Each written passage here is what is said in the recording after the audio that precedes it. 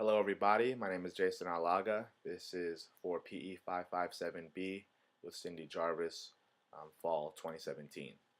This is my internship portfolio and presentation for LA Harbor College. Jumping right into it. As an introduction to the internship experience, the internship was done at LA Harbor College located in Wilmington, California. Specifically, the internship was conducted through the men's basketball team.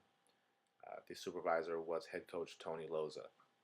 And moving on from the introduction to strengths, I want to talk a little bit more about Tony Loza. Uh, a major strength of this internship experience was the vast coaching experience that I got to work alongside. Tony Loza specifically has over 30 years of coaching experience, and that goes from the recreational to high school to college coaching experience. Actually, he's also been coaching at LA Harbor College for almost 15 years now. So he has a great deal of experience coaching basketball in general. He has a great deal of experience coaching college, and he has a great deal of experience specifically at LA Harbor specifically. So he was a fountain of knowledge for me, not just basketball knowledge, just in coaching in general and just making it in the field. Um, he actually wasn't the only coach that provided me with a lot of knowledge. Uh, One of his assistant coaches, Gary Kane, is actually a retired, um, and he was a longtime community college coach. He used to coach at LA Harbor, but he's mainly known for in the basketball world, having coached at Cerritos College for a very long time. He actually honestly provided me with more knowledge than Tony Loza.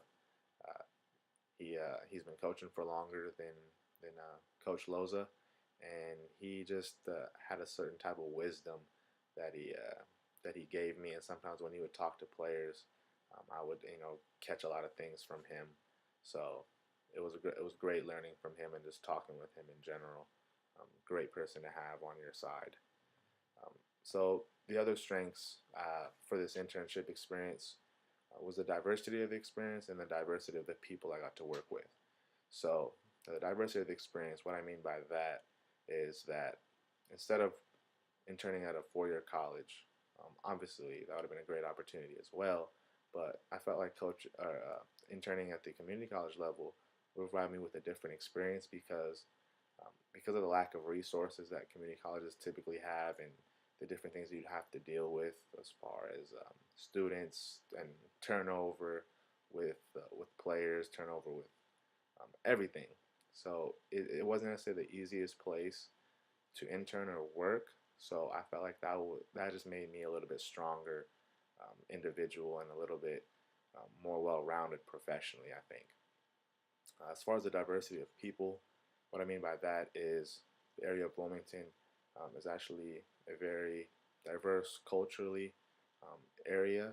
It's nearby Long Beach. If you guys don't know where it's located, it's near to Long Beach. It's off of the 110 freeway, and so I got to work with a lot of different people of different ethnic backgrounds on the team specifically, as well as the coaching staff. The coaching staff was extremely diverse, from Coach Loza, um, Coach Kane, um, different type of experiences, different backgrounds, as well as the other assistant coaches. One of them was actually from Japan, so he brought his experiences from Japan to to the States, and he actually studied here. But again, he had different experiences. Another one of the coaches, he actually had coached high school basketball for a while, and then spent the last couple years here at LA Harbor. So he had high school experiences that he was able to give. And lastly, the last assistant coach, this was actually his first year along with myself at LA Harbor, and he had some girls varsity coaching experience in Long Beach. So a lot of different experiences, a lot of different people, just made it a great, well-rounded experience for myself. Moving on from strengths to the weaknesses, um, in case anyone is not very knowledgeable about the community college system, typically community colleges lack resources when compared to four-year schools. This was definitely the case here at LA Harbor. Um, And it wasn't just because it was a community college. It went even further because of the area that was in Wilmington. It's not a Beverly Hills type of area. It's actually not very affluent at all. So the resources that community colleges lack, you can just guess how much more um, LA Harbor is lacking in resources when compared to other community colleges. I have two examples of that. The first is, typically you would think an athletic director has a lot of responsibilities, which they do. Unfortunately, LA Harbor doesn't see it that way. The head football coach of LA Harbor is also the athletic director. There's only one athletic director, there's no assistants. There's one athletic director, and he's the head football coach. So the head football coach of a 50-something man roster also has the responsibilities of the athletic director. Obviously, that's a weakness because any issue or anything that needs to be resolved or any question that needs to be directed to the athletic director, you're going to be met with some difficulty because he's going to be busy. He has other responsibilities to deal with aside from being athletic director. He has to deal with his own team as well. So I don't know how that works out. I'm sure it's tough on him, and I'm sure it's tough on other coaches and administrators. But that's definitely a weakness of LA Harbor specifically, because if you go to another community college like Long Beach City College or Cerritos College, you guarantee that they have a full-time athletic director that focuses his or her time and efforts specifically on those duties. He doesn't have to be a head coach and an athletic director. Um, anyway, moving on from that, the other example I have is that there's one athletic trainer. And that wouldn't be that big of a deal if the athletic trainer was there every day. Unfortunately, lack of funds don't allow for the athletic trainer to be paid to be there every day. So, for the most part, he's there almost every day for our practices. But if you were a player and you wanted to get some treatment before practice or wanted to get wrapped up or anything like that, sometimes you'll find them, sometimes you won't. So that's not necessarily a weakness for myself, but if I was a player, that's definitely a weakness that I would notice of the school. It would obviously be preferable to have an athletic trainer there before practice and during practice. During games, we always have an athletic trainer, of course, but the issue arises during practice. Lastly, the lack of organizational consistency was definitely a weakness. I didn't notice it directly, but when talking with Coach Loza about the different administration and things that he has to go through and hoops he has to jump through in order to get things done, he told me it's really difficult because the organization is always changing, the leadership is always changing, policies are always changing. So the constant change makes it really difficult to succeed there. Coach Loza's defied that plenty of times. He's been successful for a number of years, but he just told me everything is always changing, so he never knows when something's going to stay or something's going to leave or things like that. So it's just a lack of consistency within the institution itself, and it's not just the athletic department, it's the school in general. So that's definitely a weakness that's noticed at LA Harbor. Moving from weakness to opportunities, the first and foremost opportunity that I feel like this internship provided was adjunct faculty opportunities. Coming in, I had a desire to at least be able to teach some PE courses or some health courses at the community college level while I build my experience up to be an athletic director or a college coach. So while nothing was guaranteed to me by Loza or anybody at the school, from talking with Coach Loza for a little while, he told me if anything opens up after I complete my master's degree, that he would definitely put my name in to teach any available PE courses at LA Harbor. So I definitely appreciated that on his part. He didn't have to do that at all, but that's a great opportunity for myself because I do want to teach at the college level. But if that doesn't work out, I have experience working with college students, and essentially that gives me the opportunity to say that I was experienced working with college students, and now I can potentially get a adjunct faculty position at another school. It doesn't have to be at LA Harbor. So this experience working with college students in college setting opens the door for me to be at any college, honestly, or any junior college for that matter. Lastly, the last opportunity is assistant coaching. Coach Loza opened the door, left the door open for me to come back this coming spring when I prepare for summer league. If I wanted to be a volunteer coach for next season or any seasons to come, he told me he would love to have me back. He appreciated my efforts and he felt like I could be a real help for the team. He felt really bad about not being able to offer me any kind of monetary, anything monetary, um, but um, he left the door open for me. He told me if I wanted to come back, I could. So I'm definitely going to consider that. And also, he also left the door open to say he could recommend me to other coaches because he understands that at LA Harbor it's tough to get paid, and he understands that I need to make a living. So he said he doesn't have any problem recommending me to other coaches if any positions were to open up somewhere else. So again, he didn't have to do that, but another opportunity opens up with that. So moving on from opportunities to threats. There weren't really any major threats that I noticed, at least. Just a couple minor threats. The first is that we would travel to games, so it could be a liability issue, me traveling with the team, not being an official paid coach. So if anything were to happen, obviously nothing happened so far, but if anything were to happen on the way to a game or something like that, that could be a liability issue. Um, and the other minor threat, not necessarily a threat to me, but it could be a threat to players. Um, this is new that I learned actually. Uh, Junior college coaches or assistant coaches or any kind of volunteer coach, they don't really need any kind of certification or verification of anything really to work with players. Um, this is different from the high school level, which I'm used to. You have to be CPR, first aid, concussion. You need to be certified in all those different areas just to be able to work with the kids. That's not the case at all in junior college.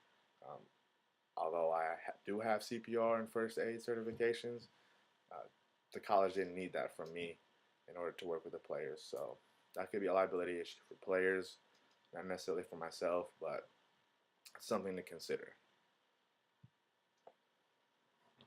Moving on to values, faith, and beliefs.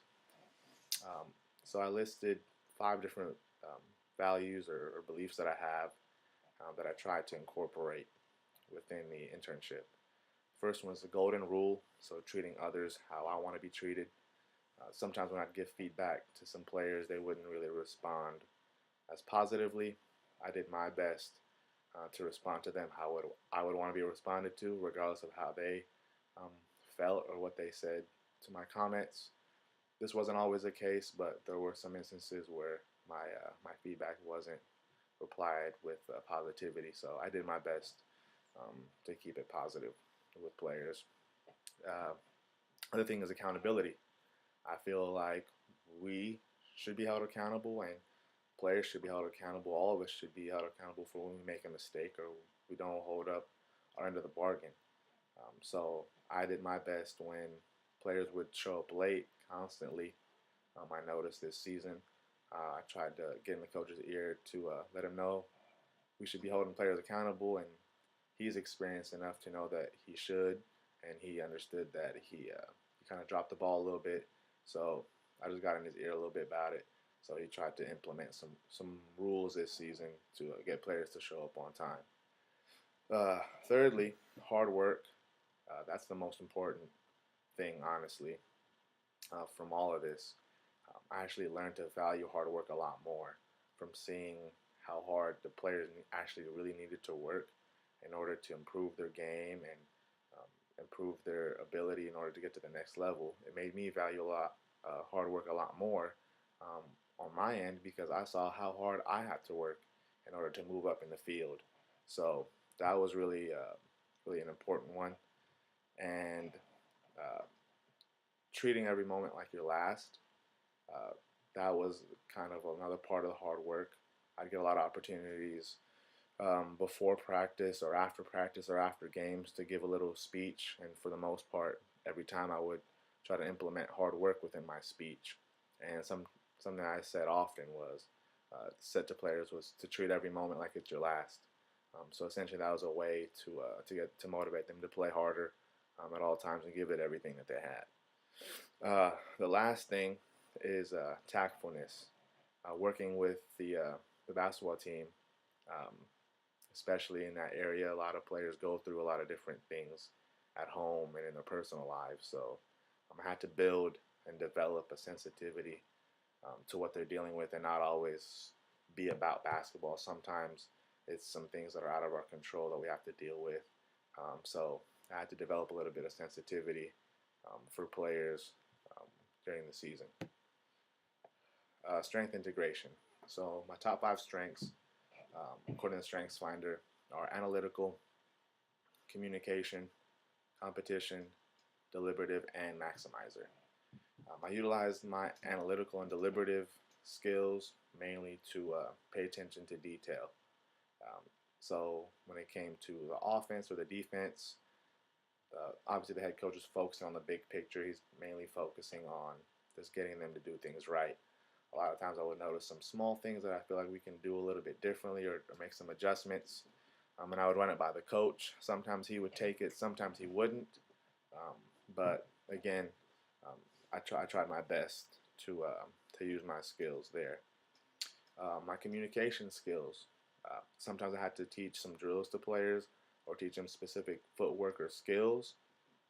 So I had to utilize my communication with them. I also had to utilize my communication with the coach.